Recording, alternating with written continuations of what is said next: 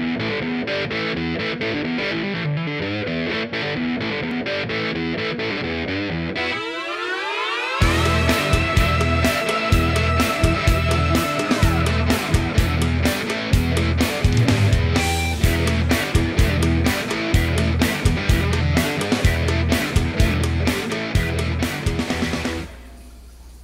everybody, it's Tox from Crits Happen. Welcome back and thanks for watching.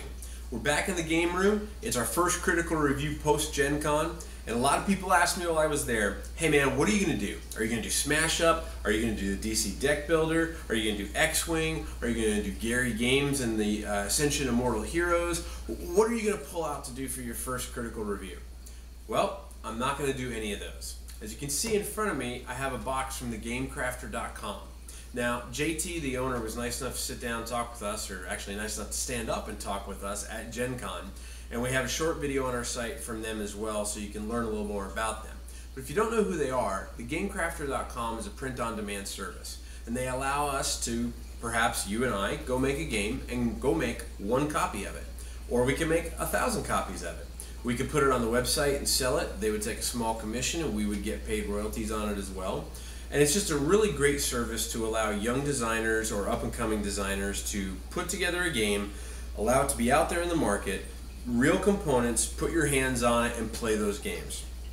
Now, we try to focus half of our site on big-name publishers and half of our site on independents. People like Pixel Lincoln, Dragon's Bard, people like Heartland Hauling Company, or Among the Stars. Things that are really fun games that you may never even see unless someone pokes you or prods you or shows you something through word of mouth about them. So we want to make sure that we highlight just as many independents as we do big name publishers. But don't get me wrong, we love Cryptozoic, we love AEG, we love Gary Games, we love Fantasy Flight, and all of the big name publishers. But we want to make sure that we put a balance, so to speak, to Crits Happen, where you can get information both on big names and on independents that you may not have seen before. So with that in mind, we're going to take a look at a game called Omen, Master the Elements. Omen is a 2 to 4 player game that's rated for ages 8 and up, although Ninja Zach is 7 and he has played this and enjoys it quite a bit. It plays in about 20 to 60 minutes. Now, a 2-player game can go pretty quickly and can be done within about 20 minutes. A 4-player game can take 60 minutes, sometimes a little longer at first when you're learning the rules and understanding how things go. Speaking of, let's go ahead and crack open the box. We'll show you the board, we'll show you the cards, we'll show you the dice, we'll show you your spells, and everything involved with Omen, Master the Elements. So this is Omen. Everything that comes in the game box consists of cards of all of your elements: fire, lightning, earth, water, and then a wild card. You have a really, really good sturdy built board with the graphics on it that includes the skull in the middle, a spot for your Omen and your wealth cards. Each 4 corners consists of a castle. That's what the corners represent. You get meeples for your little people that will run around the board, and you get plastic pieces that are totems, and I'll explain what those are used for in a second. The object of Omen is that you are a wizard, and you start on your castle. So as you can see here in a 4-player game, we have yellow, green, blue, and red on their castle. And on your turns, you're going to roll 2 dice and move around the board. Normally 2 dice. There's a 3rd die because there are cards that will allow you to roll a 3rd die. Now, the object is to forge or to cast one of each of the opposing colored gems to your castle. So if I'm red, my goal is to cast a green, a blue, and a yellow gem. And these are the gems that come with the game. They're standard token colored gems where you have one of each color. And now the big question, of course, is, well, how do I do that? What is the right way to cast, or how do I cast and craft a gem? Well, let me walk you through.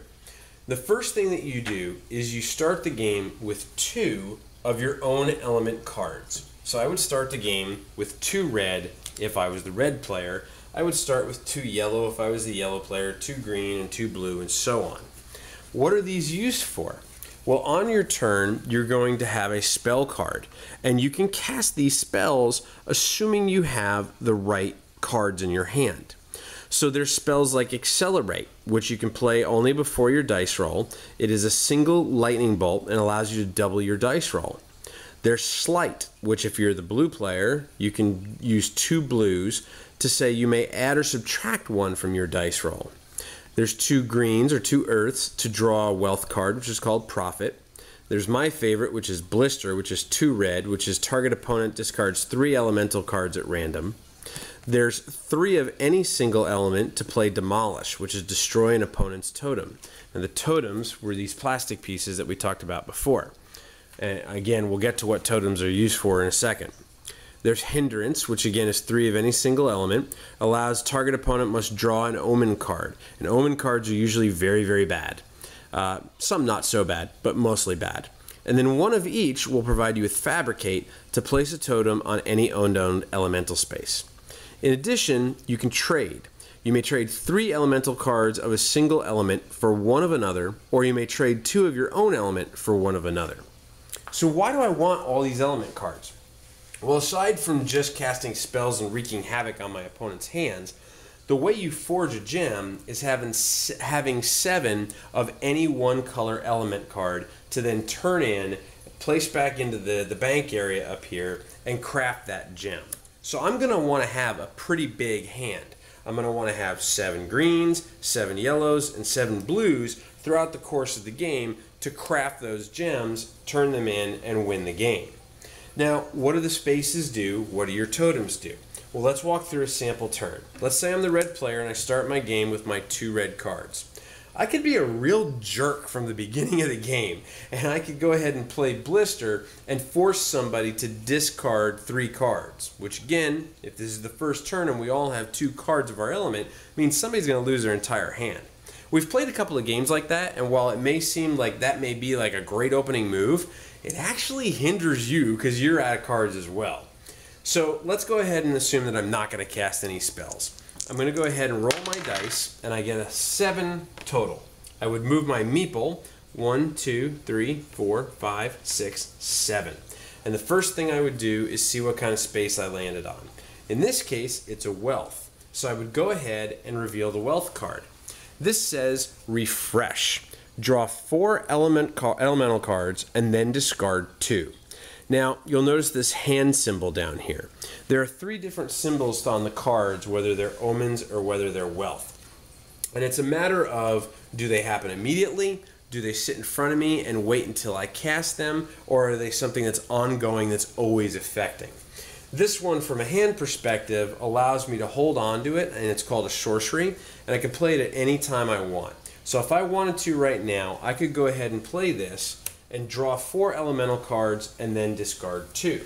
Now, while these are face up in front of me, normally these are hidden from your opponent so they don't know how many of each you have. Throughout the course of the game, you're picking from this common area, so they're going to be able to keep track if they're smart enough as to what you're picking. It's just a matter of what you have in your hand at any given time.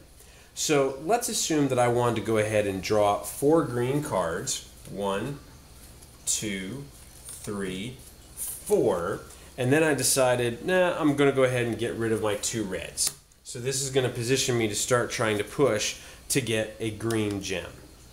Let's presume, for instance, though, if I didn't land on that space, and let's say I had rolled a 6, and I landed on this green space. Well, what happens is, the first thing you do is check the totem spaces, which are above here. If there's no totem, then you put a totem of your color on there, and you take a matching elemental card. So I would take a green card. But let's presume that this is a little bit further in the game, and the blue player had actually landed here previously and had their totem on it. If that's the case, if you check and there is an opponent's totem, you have to give them one of that matching elemental card. If you can't, they get to take one from the center area. So as the game progresses, you're going to gain spaces or ownership of spaces. And when people land on them, very similar to like a monopoly, you're going to be able to charge rent, so to speak. Now, there are 2x spaces or x2 spaces that will allow you to get 2 of that element, or someone to pay you 2 for that element. And then there's always the fun of landing on an opponent's castle, where you have to give them 2 of their own elemental color, or be forced to not move on your next turn. So you kind of get locked in the castle.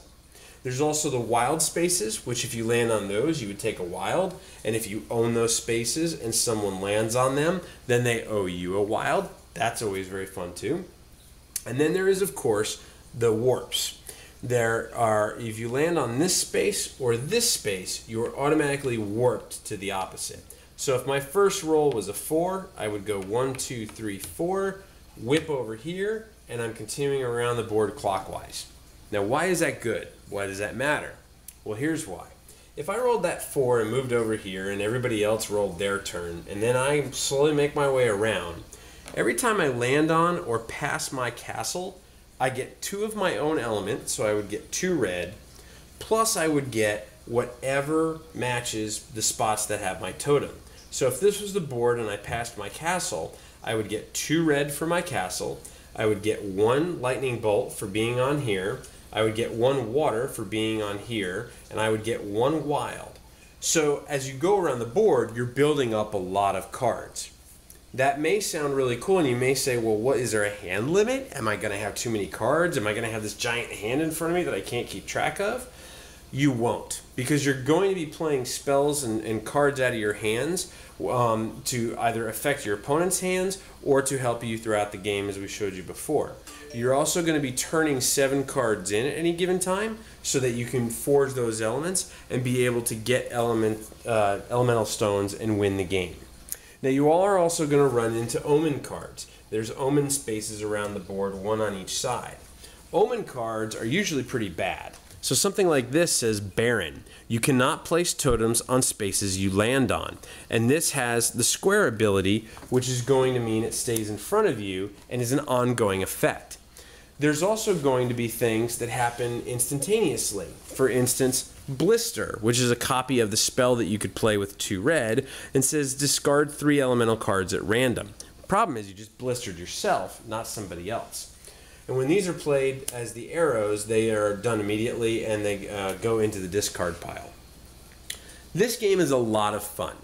It's something that moves pretty fast. It's something, once you understand the rules and have it down pretty well, you're moving around the board very fast, and it's really a matter of when you're going to time your spells to affect somebody else and when you're going to go ahead to craft your gems and go ahead and win.